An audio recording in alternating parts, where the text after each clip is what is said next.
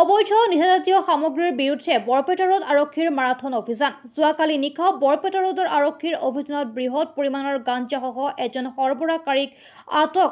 ধৃত সৰবৰাহকাৰীগৰাকী ১ নং কাটাজাৰ পথাৰৰ পৰেশ বসাকৰ পুত্ৰ নেপাল বসাক বুলি জানিব পৰা গৈছে। আৰক্ষীয়ে জব্দ কৰা গাঞ্জাখিনিৰ পৰিমাণ প্ৰায় 2 কিলো।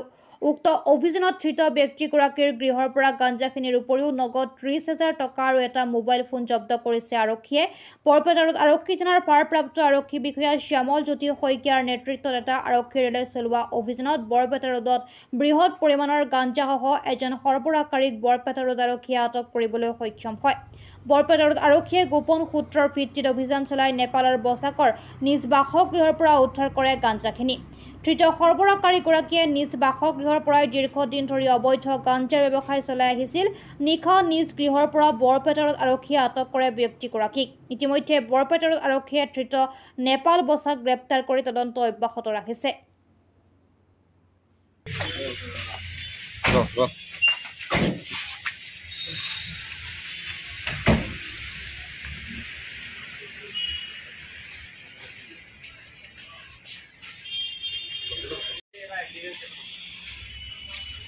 Hello.